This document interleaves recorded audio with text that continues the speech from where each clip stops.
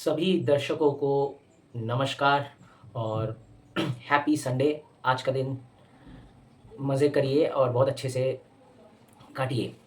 तो मैं आज सुबह-सुबह आपके पास इसलिए आया हूँ। अ, कुछ ग्लोबल न्यूज़ कल आई है और उन ग्लोबल न्यूज़ के वजह से इक्विटी मार्केट्स इफ़ेक्ट कर सकती हैं। तो उसी कुछ चीज़ों के बारे में मैं डिस्कस करने आया हूँ आपके पास। तो जैसे कि आपको पता है, फिलहाल मिस्टर डोनाल्ड ट्रम्प साहब के आशाओं में पानी फिर गया, क्योंकि उन्होंने बहुत आशा किया था कि उनको नोबेल पीस प्राइज़ मिलेगा, जो कि उनको नहीं मिला। और वेनेज़ुएला के एक बहुत अच्छे ऑपोज़िशन लीडर को ये नोबेल पीस प्राइज़ मिला। तो पहले तो मैं ये कहना चाहूँगा कि मिस्टर डोनाल्ड ट्रम्प को ये आशा ही नहीं करना चाहिए। उनको नोबेल पीस प्राइज़ कैसे मिलेगा? कि पूरी मतलब उनका जो हाल है, मतलब वो यूएसए का हमेशा से ही रहा है। यूएसए को नोबेल पीस प्राइज़, यूएसए के मिस्टर डोनाल्ड ट्रम्प को आशा ही नहीं करना चाहिए नोबेल पीस प्राइज़ के लिए। सब जगह झगड़ा लगाकर फिर मरहम पट्टी कर रहे हैं और बोल रहे हैं कि नोबेल पीस प्राइज़ उनको चाहिए। ख़ैर, इसमें कोई नई बात नहीं है, सभी जानते हैं यूएसए की नीयत कैसी है और यूएसए का पास्ट कैसा है, सभी जानते हैं। तो फिलहाल मैं नेक्स्ट कुछ न्यूज़ देखता हूँ, बढ़ता हूँ।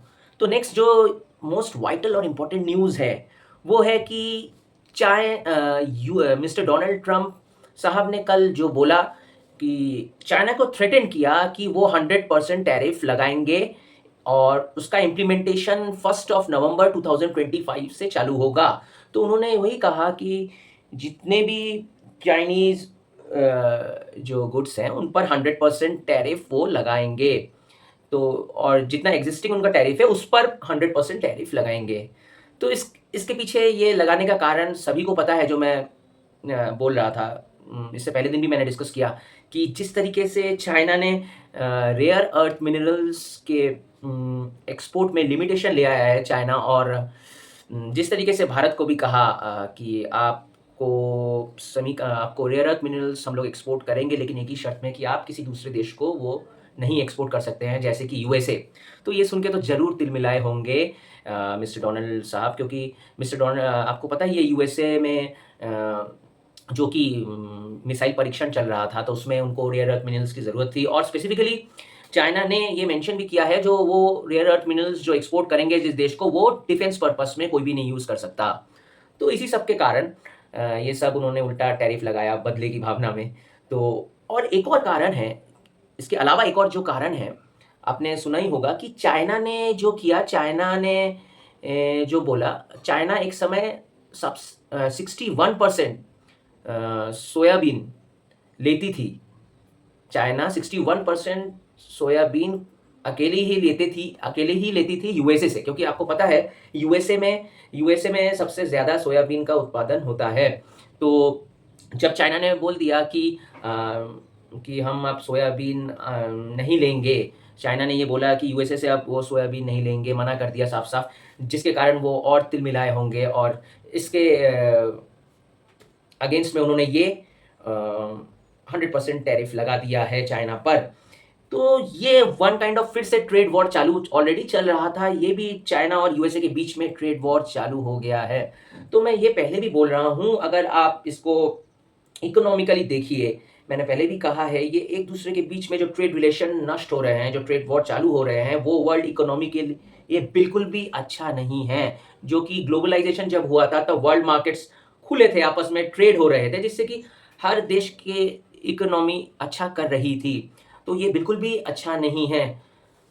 तो इससे इंडिया को इससे इक्विटी मार्केट्स में इफ़ेक्ट तो ज़रूर पड़ेगा, और कल ऑलरेडी दिखा भी, जो वॉल स्ट्रीट के मार्केट्स, यूएसए के वॉल स्ट्रीट के मार्केट्स, जब ये न्यूज़ आई तो धड़ाकेधड़ मार्केट्स गिरे, और कल सारे वर्ल्ड मार्केट्स लाल निशान में दिखे। और गिफ्ट निफ्टी भी सिग्नल जो दिखा रहा है कि मंडे को अपने इंडियन मार्केट्स भी नीचे की तरफ रहेंगे, रेड सिग्नल कर रहा है। लेकिन मेरे को लगता नहीं कि अब इतना कुछ हो गया है कि मार्केट उतना भी पैनिक करेगा, क्योंकि ऑलरेडी इतने दिनों से देख ही रहा है मार्केट, क्या होगा इससे ज़्यादा।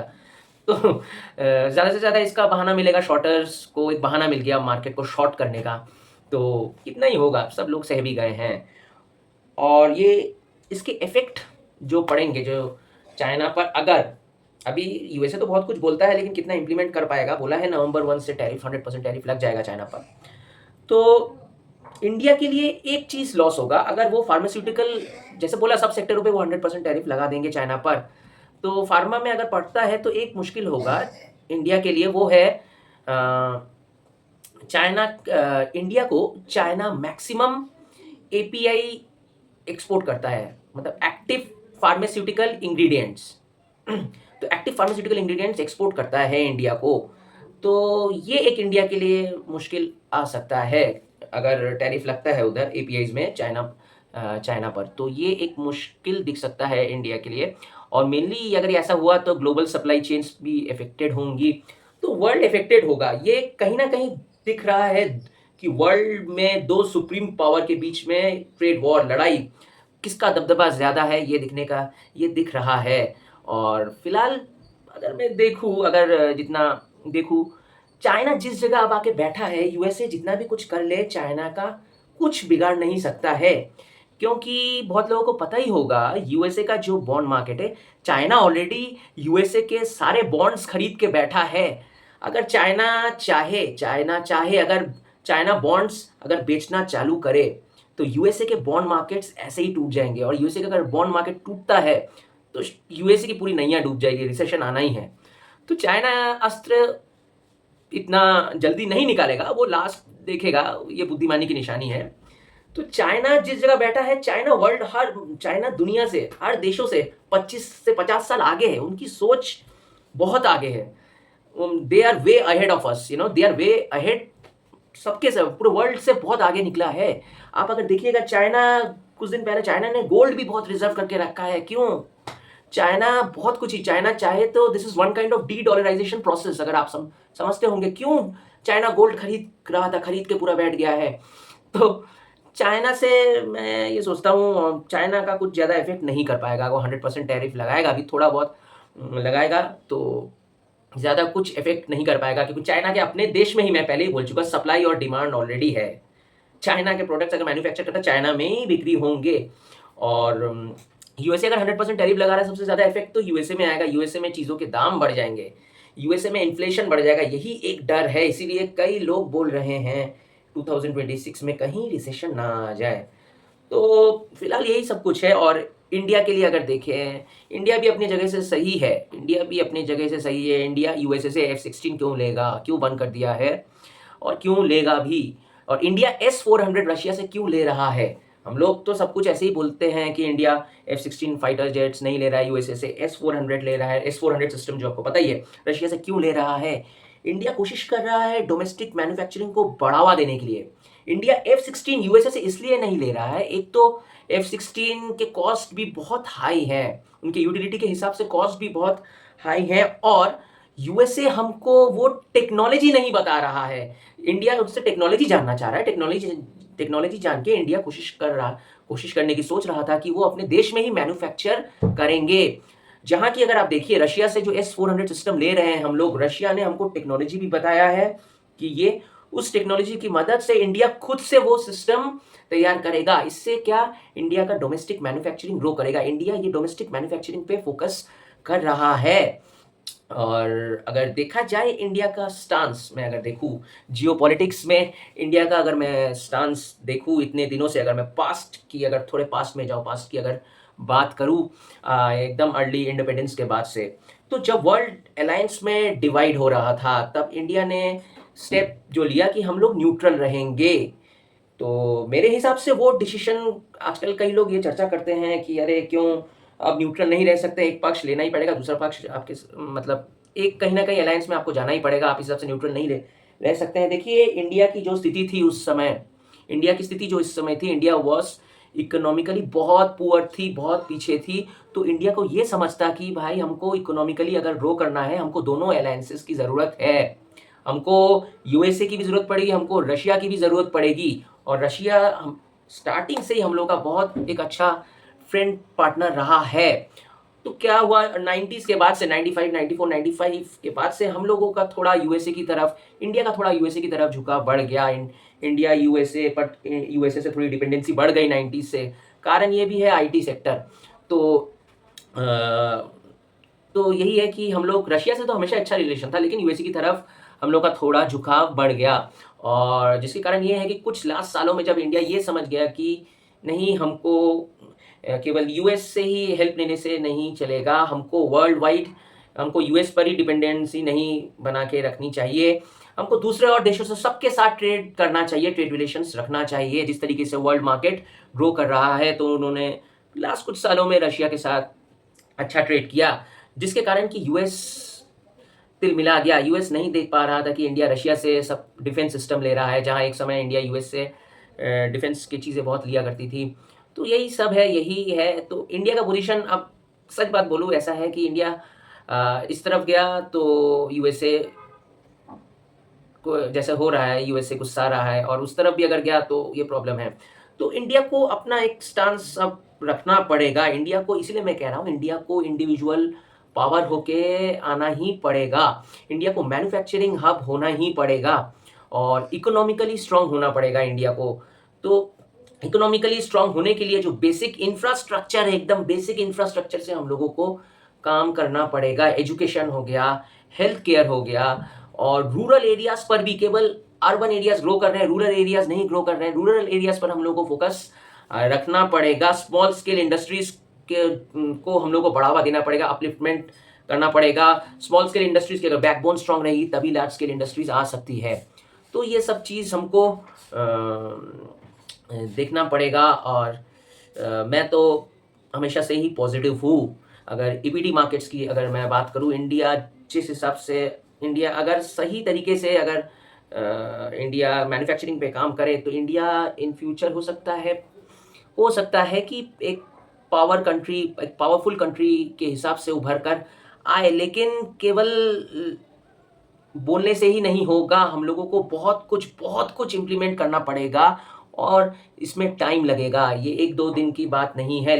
अभी से अगर चालू करें तो हम लोग को 20-25 साल और लगेंगे, और बेसिक इंफ्रास्ट्रक्चर पे हम लोगों को काम करना पड़ेगा। तो यही कुछ चीज़ें हैं। और हाँ, और एक और चीज़ मैं आपसे डिस्कस करना भूल गया।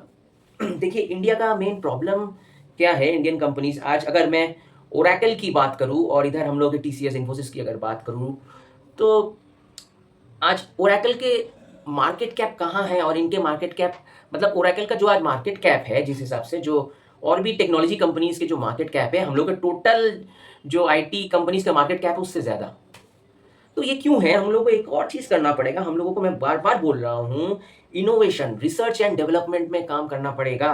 बाहर की जो ब्रांडेड कंपनीज़ हैं, वो कितना कुछ इनोवेट कर रही हैं। उन लोग इनोवेशन, आर-एन-डी पे बहुत खर्चा करते हैं और इनोवेट कर रहे हैं।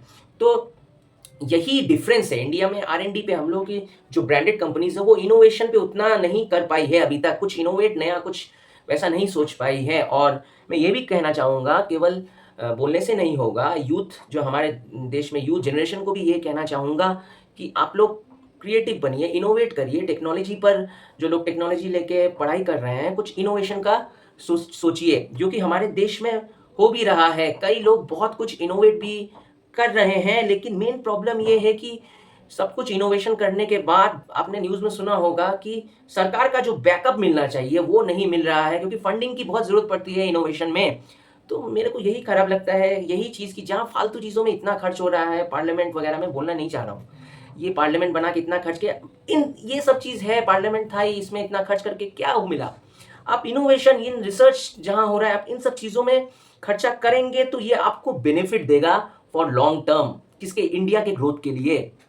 तो यही है, मैं यही कुछ आज कहने के लिए, मेरे मन में ये सब बातें कुछ रह गई थी। तो इसीलिए मेरे को लगा कि आपसे डिस्कस करूँ।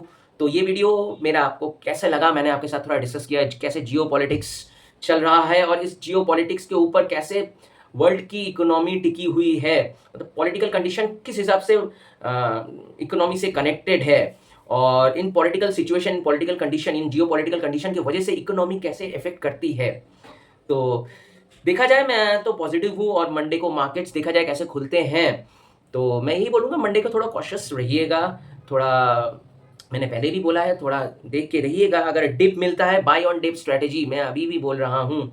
अगर कोई अच्छा क्वालिटी स्टॉक अच्छे भाव पे मिल रहा है और उसके वैल्यूएशंस भी अच्छे लग रहे हैं, तो आप ले सकते हैं ज़रूर।